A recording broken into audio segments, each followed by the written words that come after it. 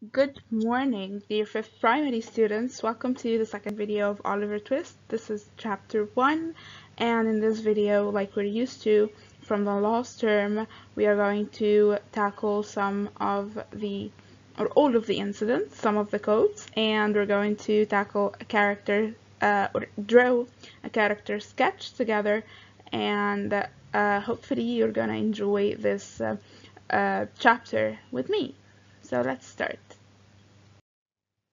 And of course, as you remember since last term, you should not proceed with the video without reading and listening to the chapter carefully, and then listen and watch the video with me and try to grasp the events of what happened through the chapter and the most important points. So the three questions say, what do you think happened at the workhouse? What do you think is happening in picture in page 9? And what do you think the boy was doing in page 12? Do you think the people around him agreed to give him what he was asking for or not? Okay, so try to answer the questions right now and then move on with the video with me. Chapter 1. It's called At the Workhouse. So we start with the setting of the story. It's even obvious in the title of the chapter, At the Workhouse. So in this chapter we are at a workhouse in London back when Charles Dickens was alive in the 1700s. And as you can read at in the first couple of lines, it says, many years ago in England, there were special places called workhouses where poor people went to live when they had no money or work, no family or friends to help them, and when they had nowhere else to go. Life in the workhouse was hard for the poor people, and they went there only if they had no hope of a better life. So, talking about these lines, we've discussed in the introduction together that the workhouse was a terrible place for people to live. Life was very hard. Women and children and even men had to work for tens of hours in a day, and in return they didn't take anything but shelter. People could sleep there, but they didn't give them enough food to eat, and they didn't give them money to buy anything for themselves. So people in the workhouse lived horribly because they didn't have any money and they didn't eat properly, and they worked for tens and tens of hours. And they went there when they didn't have a family and they had no hope of a better future or a better life, so they went to workhouses to just live there day by day and earn whatever little they could. One day, at the door of the workhouse, or in the street in front of the workhouse, appeared a pregnant lady, a lady with a child, and she looked very tired, and she was sick, and she fell on the streets of London. No one knew who she was, and so they took her to the workhouse, where a woman called Old Sally took care of her, called the doctor for her, and tried to deliver her baby with her. So the young woman felt that she was about to die. So she took something out of her pocket and tried to give it to old Sally. She gave her a gold chain, and this chain contained two locks of hair. One was fair and another one was dark, and it also contained a wedding ring. So when she took these things out of her pocket, old Sally looked surprised, like it was the first time for her to see a gold locket or a gold chain. So she was very surprised and she liked the idea of having gold. So she was extremely poor, old Sally, and she had 13 children. So she had experience with pregnant women and tried to help the lady and soothe her and keep her calm for her baby to arrive. And when the doctor arrived, they discussed the um, condition of the pregnant lady together and tried to keep her calm and deliver her baby. And when the baby arrived, he began to cry, and the girl opened her eyes and tried to sit up, and she demanded to see her baby. And when she did, she gave him a name. Once she laid eyes on the little baby boy, she gave him the name Oliver. She kissed the child and fell back on the pillow. The woman, or the pregnant lady, was dead. So the doctor and old Sally thought that they did everything they could. Old Sally kept thinking about the chain and locket. The pregnant lady had told her that she should have given them to baby Oliver when he grew up, but instead old Sally felt that she was poor enough and she had a lot of children and she needed some extra money. So she decided to keep the locket for herself. And she wanted to have some money just before she retired and stopped working at the workhouse. So can you see how life turned people around from good people and helping um, souls into horrible, selfish souls?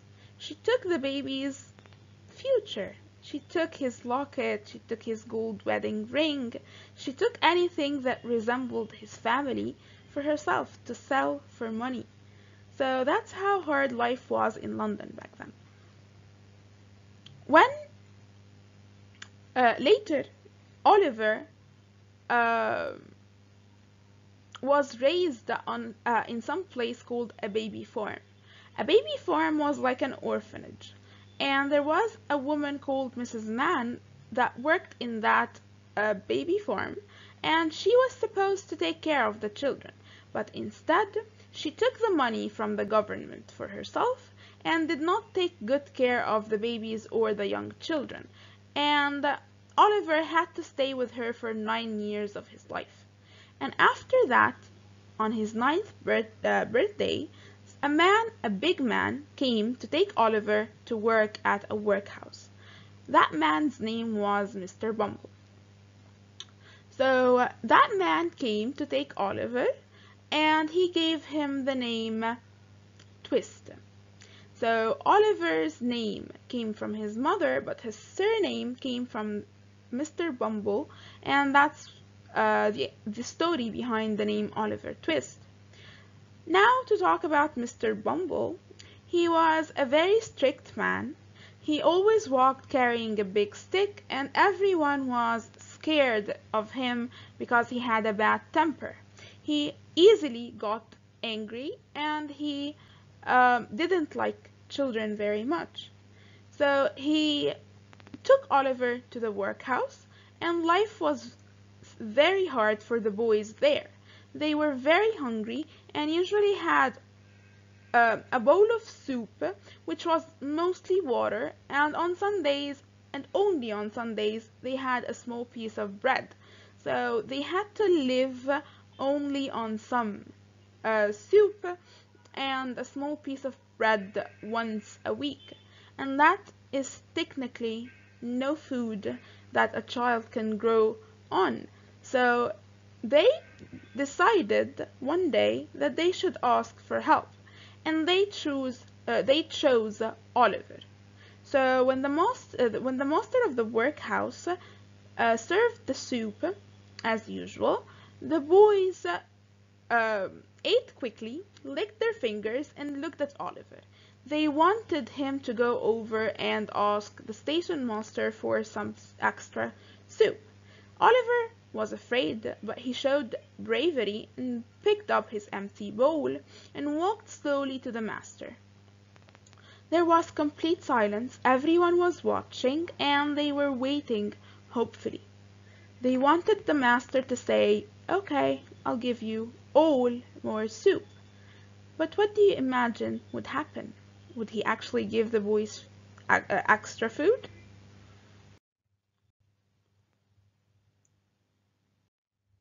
So, when Oliver asked for more food, he told the station master, "Please, sir, I want some more." But the master didn't believe his ears. How could a boy be so ungrateful as to ask for more food? How can a boy be so ungrateful as to say that he was hungry? How could he do that? So instead of giving them some extra food, he called Mr. Bumble for Oliver, and Mr. Bumble came and hit Oliver on the head with the spoon and started hitting him with his stick. He got very angry and he called Oliver a bad and ungrateful boy.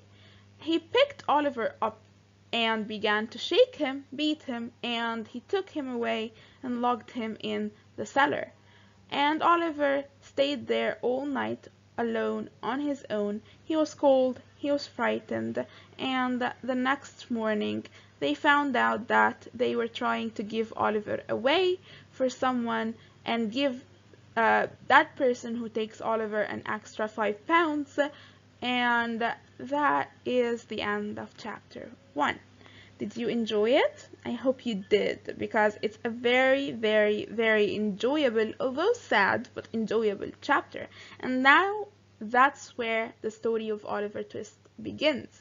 We'll learn later what happened to him after he left the workhouse and how many people he lived with, and we'll learn a lot of things. So let's move on. The most important quote in this chapter is when Oliver asked for more food. So, "Please, sir, I want some more." The children at the workhouse took advantage of Oliver's naivety and bravery and sent him to ask for more food from the workhouse master and Mr. Bumble. This sentence led to all the events of the story. A child was merely asking for his right to take more food because of hunger and exhaustion, but instead he got a beating and was thrown in a cellar on his own. This shows how drastic the situation was in London back when Dickens was alive. Children worked under horrible conditions in workhouses and were sometimes starved to death. They weren't allowed to ask for their basic human rights, which is food and money, in exchange for their service. And now we're going to move on to the character sketch. The first one we see is Old Sally, and she is an old lady with 13 children. She spent her whole life working at the workhouse. Her life conditions forced her to become immoral and take the gold chain from the pregnant lady. Kind-hearted, although immoral, but she was a little bit kind-hearted and took care of baby Oliver and the pregnant lady. Helped a lot of women give birth at the workhouse, and she was the first mother figure to young Oliver. She didn't take good care of him and sold what his mother had left for him. So she was merely a human being. So she had good parts, she had bad parts. And those bad parts came from the horrible life she had lived. Imagine living with as little money as you can in a workhouse with no help and 13 children. So that was a very hard life for her. The second character we have is the pregnant lady. Although we don't have a name for her, we know a little bit about her. She showed up in the streets one day and no one knew who she was, so they took her to the workhouse. She gave birth to a baby boy whom she named Oliver. Her shoes were worn out from walking long distances, which means she had no place to go. She cared about her baby boy more than she cared about her own life. She gave the boy a name as she was gasping for her last breath. She left a locket for young Oliver, and that locket had the name Agnes on it and contained 2 locks of hair and a wedding ring. As we said, the 2 locks of hair were different colored. One was fair and one was dark. The Bubble says, the actual biological mother to young Oliver that cared about him deeply and left him things to ensure he had a happy life. Though he didn't really see those things and had no connection with his actual mother or any family, he had a mother that really, really deeply cared about him. Mrs. Mann. Oliver's caretaker before he became 9 years old in the orphanage or on the baby farm. She received money from the government to pay for the orphans' food and give them shelter. She was selfish and kept the money she got from the government for herself and didn't take good care of the children, and Oliver lived with her for 9 years, during which he never heard a kind word and never had enough to eat. Mr. Bumble, and he was a big fat man who wore a uniform and carried a big stick.